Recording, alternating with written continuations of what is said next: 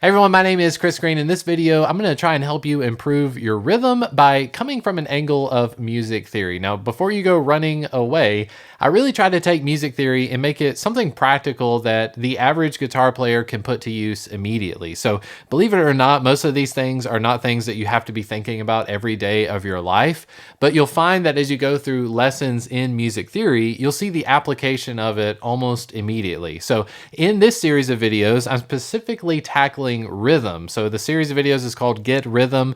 But if you're interested in any sort of music theory, like Music Theory 101, the very basics of what chords are made out of, how to spell a major scale, I also have videos like that on my channel. So in today's video, we're mainly dealing with note values. This is part 2 in my series of videos on Get Rhythm.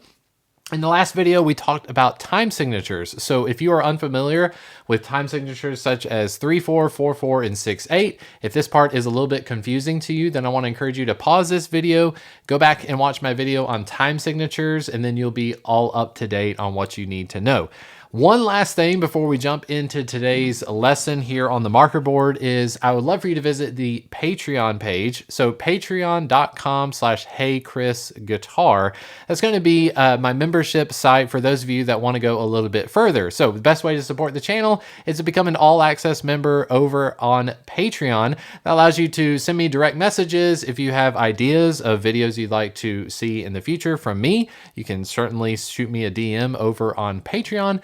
But more than anything, it really just goes to support this channel so I can keep making videos just like this. Now, all access members get access to Guitar Tab and any PDFs that will go along with my lessons. So I encourage you to take advantage of that as well. All right, now this video is not going to be super cut. All right, I'm actually trying to get my setup here ready for doing some live streams in the future. So we are going to be making use of this marker board to keep us in place, but by all means, if you need to throw this up on your TV or just have it running in the background, feel free to watch the video more than once if you need to.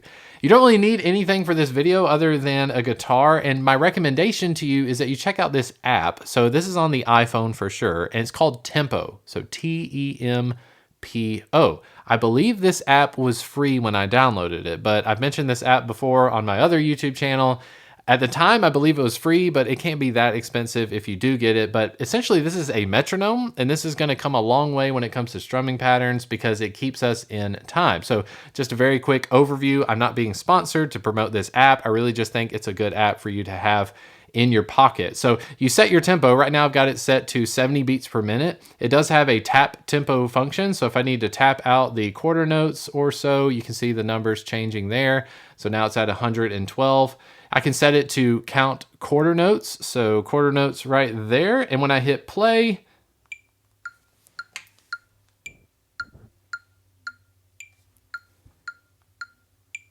it gives me a nice little metronome that I can practice with, because honestly, when it comes to strumming patterns, when it comes to rhythm, the more you can make use of a metronome early on, the better off you're going to be. Even if you're somebody that's into bluegrass and doing a lot of finger picking or chicken picking, as they would call it, make use of a metronome when you're practicing, and then when you're playing live, you'll notice the results are speaking for themselves. So I want you to have access to that if you can. Tempo, that's the Tempo app.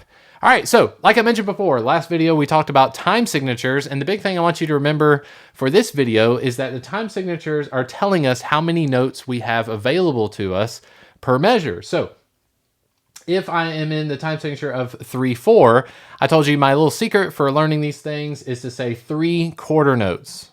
Okay, 3 quarter notes. The top number tells you how many, the bottom number tells you what kind. So 4 is going to designate quarter note, 8 is going to designate eighth notes, and we'll get to those in just a little bit. But in the time signature of 3/4, we have 3 quarter notes. So if I play that on the guitar, if I'm just going from G to C, I could go 1, 2, 3, 1, 2, 3, 1, 2, 3, 1, 2, 3.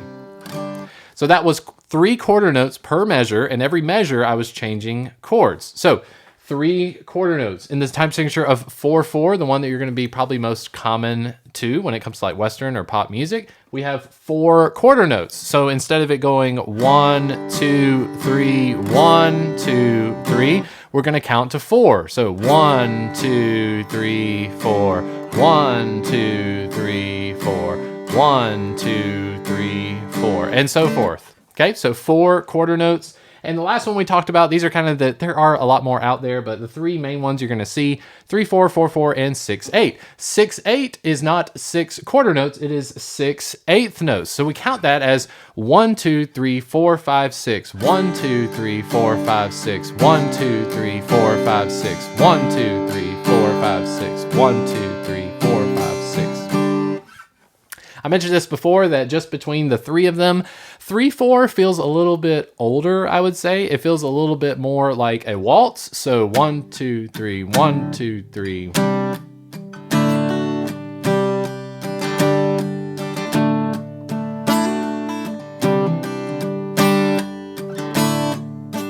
Everything just moves a little bit quicker. It's a little bit more peppy, whereas 6/8 is a little more drawn out. I like to think of, usually this is kind of like the wedding songs or more of like a ballad, especially on the piano.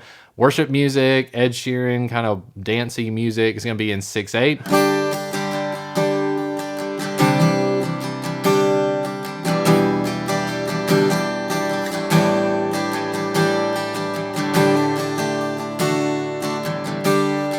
So it's a little more drawn out because literally 3/4 is going to be half of what 6/8 is. 3/4 has a little bit quicker of a pace. Okay. Then 4/4 is what you're used to hearing, especially with drums doing 4 on the floor. We're counting to 4 over and over again. I would probably say at least 50, 60% of all music nowadays is going to be 4/4.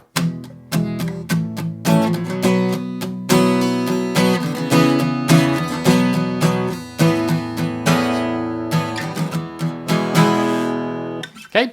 All right. Those are the time signatures. And big thing with that video too, I want you to know is because it is like in 3/4, we have 3 quarter notes. You can't go beyond what the limitations are. So the time signature gives us our framework by which we can play notes. If you have 3 quarter notes per measure and you try to have 4 quarter notes in a measure, you are no longer in the time signature of 3/4. So as we start building our notes together, you have to kind of keep an equation in mind.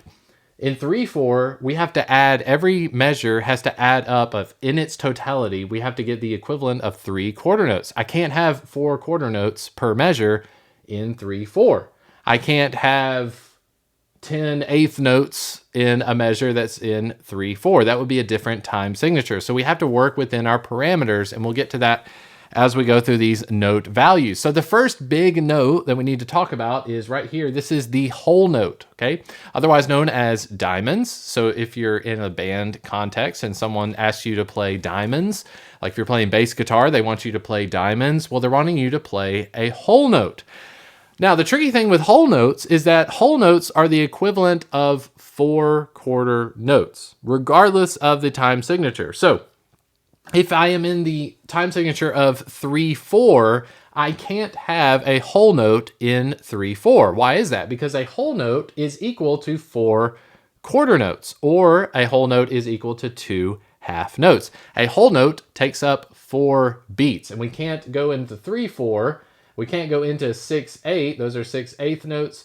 We can only fit a whole note into time signatures that are friendly to the number 4. Okay, so a whole note is going to extend for 4 beats. Now I've got this chord progression down here at the bottom, very simple, G, C, G, and D. So as we're learning these note values, as we're going over patterns, I will consistently play G, C, G, and D so you can get a sense of how it works.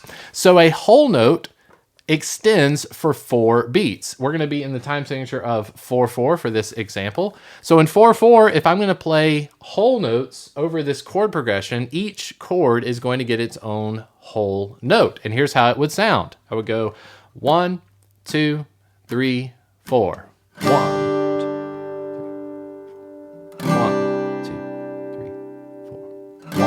2, 3, 4.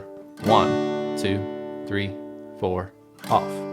Okay, so I'm going to incorporate, I won't do this the whole video because I don't know how sound-wise this is going to work out, but if I were practicing my whole notes, 1 strum per chord every 4 beats, I would probably set my metronome down to something friendly like 80 beats per minute. I've got it set to quarter notes. I'm going to set it here on my desk. I'll try to turn it up blasting loud so you can hear what I'm listening to. But every time it gets to beat 1, the downbeat, I need to strum a new chord. Okay, so 1 per measure. I've got it set to 80 beats per minute. Let's go ahead and hit play. So 1, 2, 3, 4. 1, 2, 3, 4.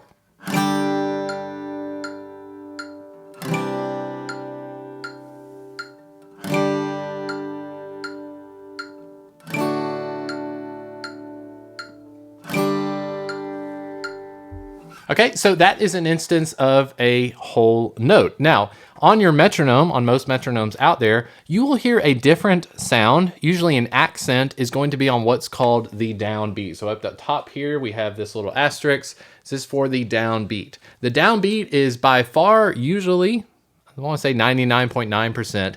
The downbeat is going to be the most important beat in the measure. That's the one that we need the most emphasis, because on the downbeat is when we need to change chords. Okay, so if you're slow at changing chords and you need to practice this, you need to set your metronome to a low number, like 60, 65, 70 beats per minute. And you need to go from G to C. You need to practice that transition so that when that downbeat comes in, you need to be strumming that chord, okay? So for instance, I've got it set to 80 beats per minute. If I were struggling with my timing, if I couldn't make those chord changes, it might sound something like this. 2, 3, 4.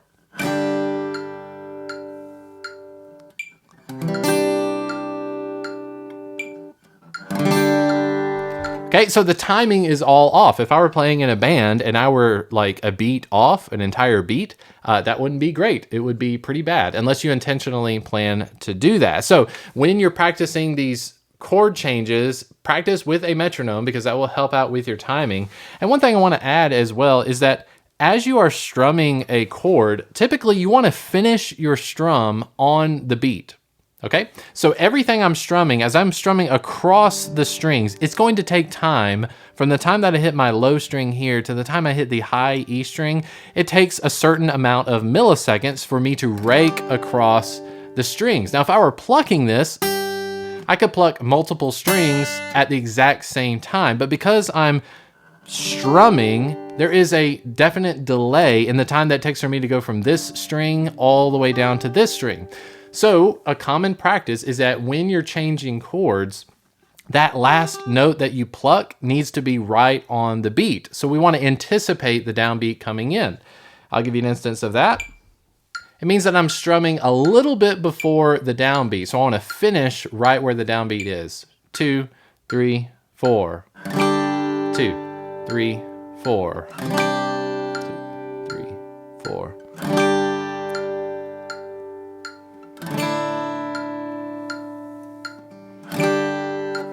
Okay, as long as within that downbeat region, you're reaching the end, it's something really minuscule to pick on, but if you go ahead and make practice of it now, you'll be better off in the future. So whole notes are relatively easy to understand. Just keep in mind that you will not see whole notes in the time signatures of 3, 4, and 6, 8 because they don't fit. Whole notes always take up 4 beats. A whole note is the same as 2 half notes. 2 half notes is the same as 4 quarter notes, and so forth. We'll get to more of 8th note and 16th note as we go down the list. So that is whole note, otherwise known as diamonds. You'll see that, like I said, a lot of times in worship music. You get to the chorus of a song, and maybe the first chorus, the first verse you've been playing kind of chugging on the guitar, and then you get to that chorus, and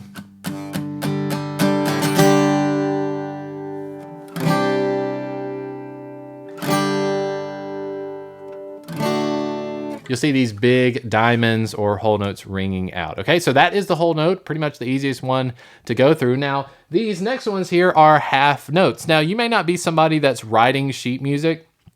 I definitely wouldn't say that every guitar player needs to know how to write sheet music, but in your mind, as I mentioned with time signatures before, as you start learning strumming patterns and you're learning this down, down, up, down, or you're listening to a piece of music and you're trying to guess what the strumming pattern is, you just need to kind of have a basic understanding of how notes add together so that your strumming pattern doesn't become something that's inaccurate, okay?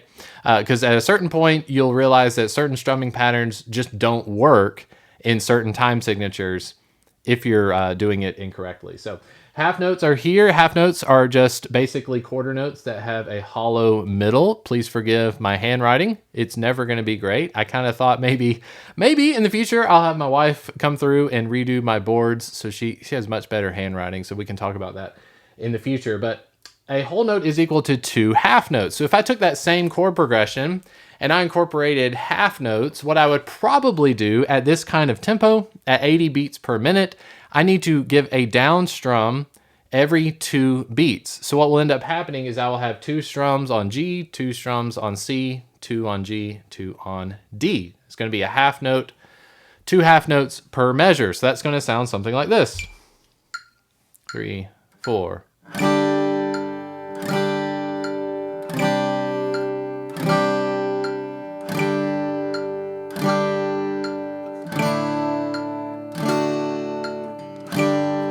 Okay, so as we get into half notes, we are subdividing our whole note, and we're strumming twice as much. So the progression in 4/4, this chord progression is going to go G2, G4, C2, C4, G2, G4, D2, D4, off.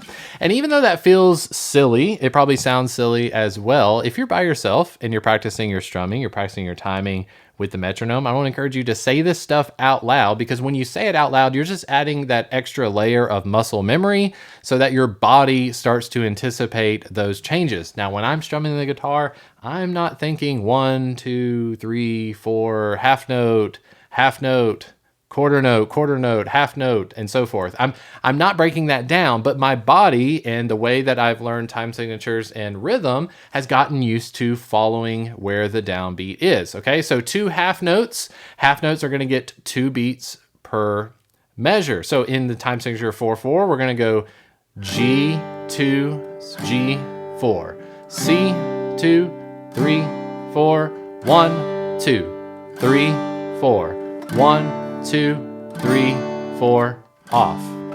Okay, half notes, pretty simple. Let's go on to quarter notes here. Quarter notes are basically just going to have a stem and then a darkened circle. So half notes are open, quarter notes are full. Now, as it breaks down, a whole note is equal to 2 half notes. A whole note is equal to 4 quarter notes. That's where we get the name quarter. There are 4 quarters in a whole note. There are 4 quarters in a dollar. There are 2 half notes in a whole. 2 halves make a whole. You get the picture. So quarter notes are fun. You're going to see quarter notes most often, probably in 4/4, because in the time signature 4/4, we are counting 4 quarter notes. So now we need to strum 1 time for every beep. Every time you hear a beep on this metronome set to 80 beats per minute, we're going to strum 4 times for G, 4 times for C, and so forth. Here we go. 1, 2, 3, 4. 1.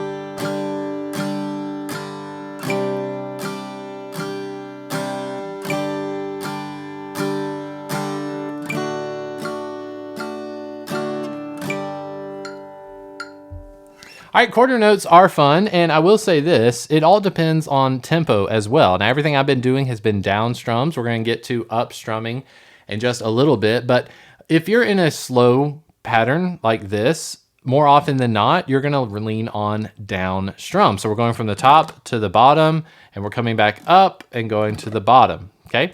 A lot of people, when they're talking about strumming patterns, they'll talk about not having this wasted energy. So when you bring your pick back up, might as well hit some strings on the way up. Personally, I think that if you're learning things this way and you're intentionally playing certain notes or certain patterns, I think this is maybe a more accurate or cleaner way of doing things. But what they're referring to is that as you are strumming the guitar, you need to have this looseness of your right hand, whatever your strumming hand is, so that it does have this up and down motion. So the only time I'm striking the strings is on my down strum. I don't want to be too rigid with it. I'm not going to move like a robot. I do want to have a flow to it.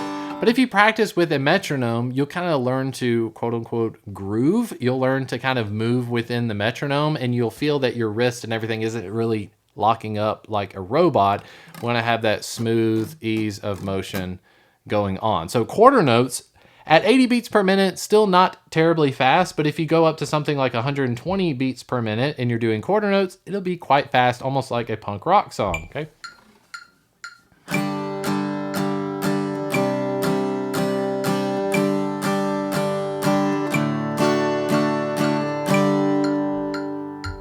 And so forth. So it does depend on the tempo, what you decide to do. Just know that if you decide to do any up strum, it will have a different sound to it. Personally speaking, most of the music I listen to, a lot of the stuff is down strum. You'll hear an up strum. You can definitely tell the difference between somebody strumming up or somebody strumming down. Down has a low to high pitch. Up strums have a high to low. I joke with my wife all the time that usually with up strumming, I think a lot of those like Colby Calais songs.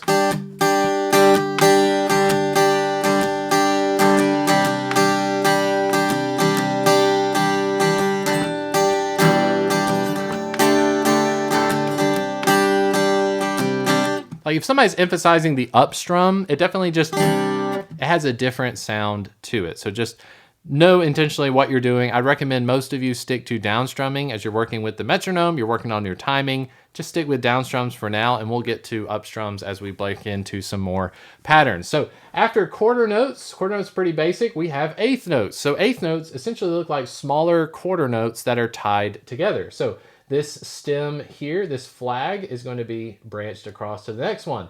Now the way that we count eighth notes, earlier we did quarter notes, we did 1, 2, 3, 4. Eighth notes are going to be 1 and 2 and 3 and 4 and.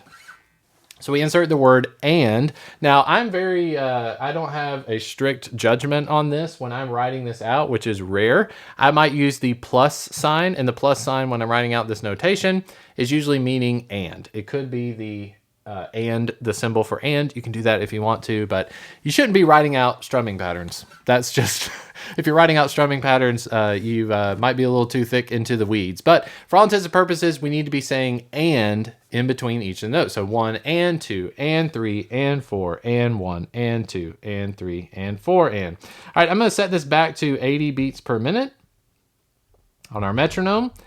And what I can do with this tempo app is I can actually go in here and I'm going to change it from quarter notes. I'm going to change it to eighth notes. So the timing is not going to change. It's going to sound like it's going faster because you're going to hear more things, but it's actually going to count out the eighth notes for us. So here's what that sounds like. 1 and 2 and 3 and 4 and 1 and 2 and 3 and 4 and. Okay, so with this one at 80 beats per minute, an 80 beats per minute eighth note strum is going to have the same physicalness of us doing 160 beats per minute on quarter notes. That's because there are twice as many notes in the same tempo. So at 80 beats per minute, if we're playing eighth notes here, I'll still keep it to down strums with our chord progression G, C, G, and D. 1 and 2 and 3 and 4 and.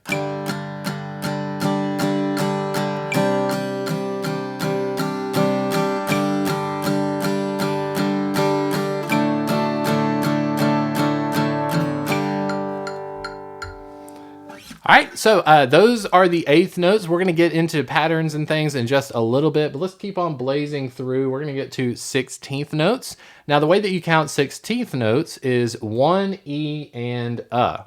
You're taking eighth notes and you are doubling them yet again. So there are twice as many notes in 16th notes as there are eighth notes, twice as many eighth notes as quarter notes, and so forth. Again, I just want you to see that this group of 16th notes, okay, 16 16th notes has the equivalency of a whole note.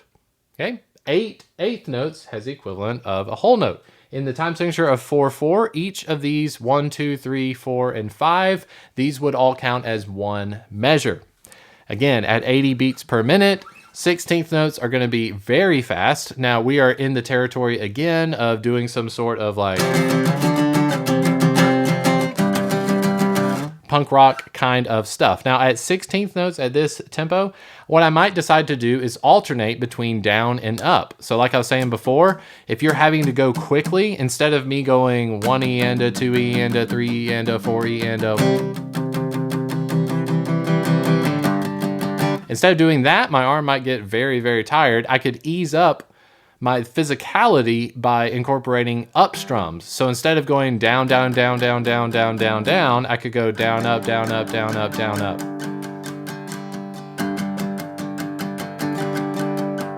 It has a different sound, so just be aware of that. If you are in more of like a heavy guitar playing band, you might need to work on doing down strums and developing this. I mean, it's really going to affect almost like a carpal tunnel feeling in your wrist. But let's keep it at 80 beats per minute.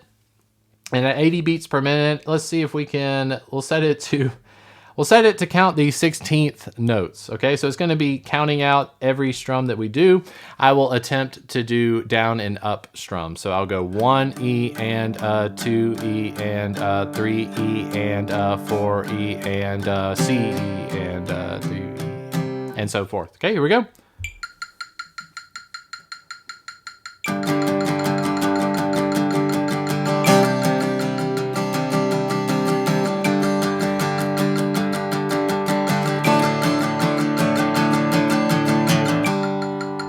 That one's fun. Okay, so if you have your metronome out, again, if you're up at 120 beats per minute and you decide to do 16th notes, may want to invest in getting a thinner pick. This one is, I believe this is a 1mm pick, but if you're playing that fast of music a lot, like punk rock music and such, you may want to invest in a smaller, thinner pick, because with a thinner pick, you're not having to hit as hard up against the strings. You'll find it a lot easier to do that quick strumming and so forth. Okay, so that is an example of all of our note values and how they all equal each other. Again, we're at 80 beats per minute. If I played a whole note, what I'm going to do, I want to show you the extremes of this. I'm going to play one time through our chord progression with whole notes, and then I'm going to immediately, for the next 4 measures, I'm going to switch to 16th notes. And the thing you need to know is that the tempo is exactly the same. This is 80 beats per minute. In 4/4, this is what you would do.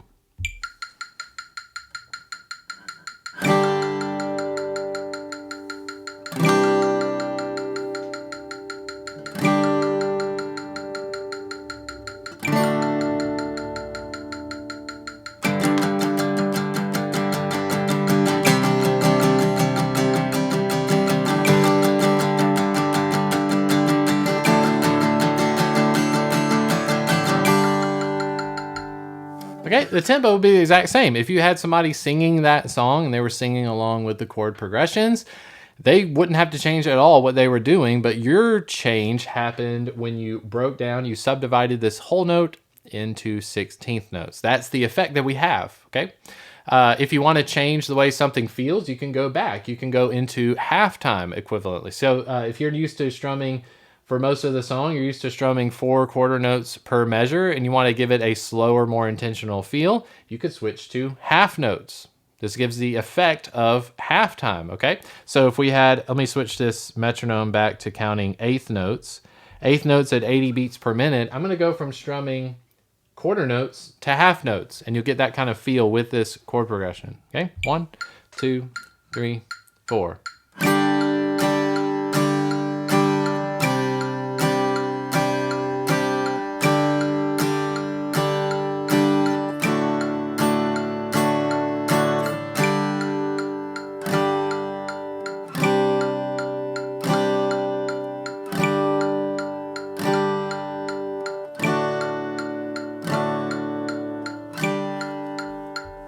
Again, the tempo didn't change, but when I switched from doing quarter notes to half notes, it gave the appearance that I had slowed down, but all I was doing was simplifying from quarter notes to half notes. Okay, a few things I want to mention here without getting too much into the weeds, a little preview, I guess, of our next lesson in our video together. I do want to focus on the downbeat. The downbeat is extremely important. If you're changing chords per measure, make sure you are hitting that downbeat. So if you have a metronome or a tempo app, make sure that if you can, make that downbeat have a different sound. Have it like on a cowbell, and then the other ones be like sticks hitting together. Make the downbeat have a distinct sound, so that way you know if you missed the downbeat or not. Okay, you don't want to practice your quarter notes by doing 5 quarter notes per measure if you're supposed to be in 4/4, because I'll mess you up when you play with the band. So here are a few strumming patterns. These are not the end-all list of strumming patterns, but I want to show you how we can effectively incorporate these into our playing. So here is our first example in 4/4. I've written out at the top how we would count this measure. We would go 1, 2, 3, 4, and 1, 2, 3, 4, and 1.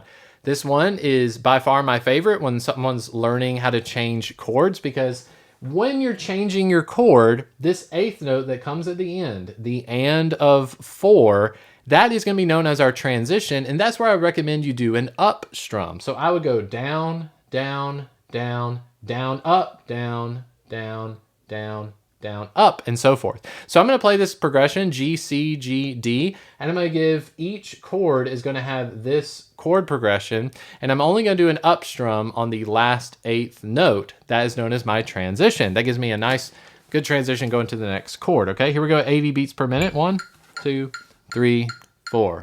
1.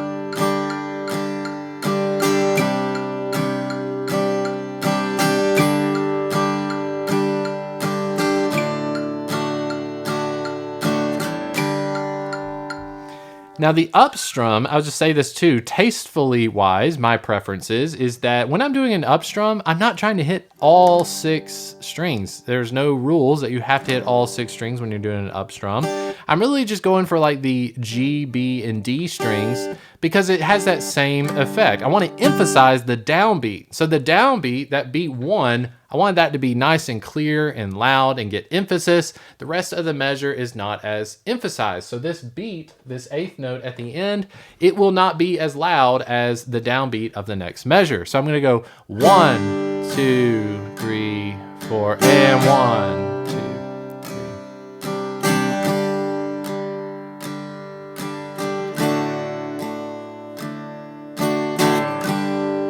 Okay, I'll emphasize it a little bit there just so you'd hear that up strum. So that would be an example of kind of a beginner strumming pattern. Again, I would go down, down, down, down, up.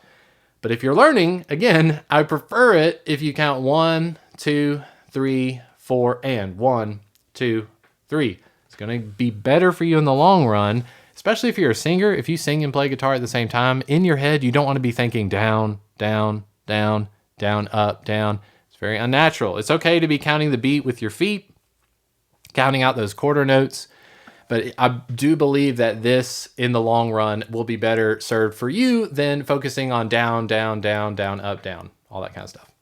The next pattern here, we're going to incorporate a half note. So we have a half note, which takes up 2 beats per measure. Then we have 4 eighth notes. So we're going to go 1, 2, 3, and 4, and 1, 2, 3, and 4, and.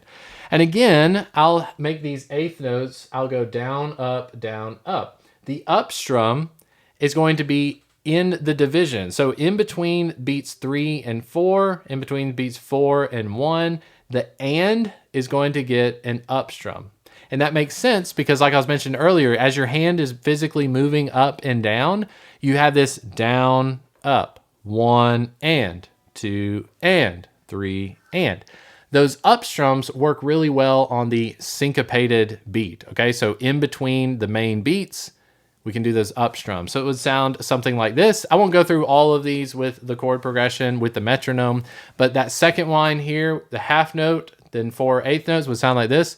1, 2, 3, and 4, and 1, 2, 3, and 4, and 1, 2, 3, and 4, and 1, 2, 3, and 4, and down. Okay, next one in 4/4. We're going to get to some other time signatures in just a minute. But in 4/4, we have some 16th notes. We're going to go 1 E and a 2 E and a 3, 4, and 1 E and a 2 E and a 3, 4, and. Okay, again, saying them out loud really commits them to memory. So I can go 1 E and a 2 E and a 3, 4, and 1 E and a 2 E and a 3, 4, and 1 E.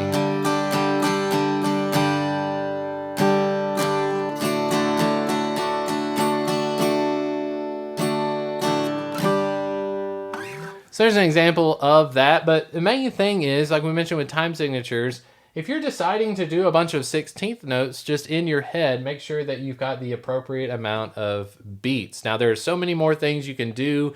You can do ties, you can do dotted notes. We haven't even talked about rests. just yet. But basically speaking, if you take these 3 patterns, focus on the tempo app, using it to go through this chord progression, you should be in a relatively good spot to go. So at 3/4, we're limited to the amount of beats that we have. So in the 3/4 time signature, we have 3 quarter notes. I've broken this quarter note here. I've broken it apart into 2 eighth notes. So we have 1, 2, 3, and 1, 2, 3, and 1, 2, 3, and 1, 2, 3, and 1. I'm going to incorporate that with our chord progression here. Again, each chord is going to get 1 measure, but now we're in 3/4. It'll go something like this.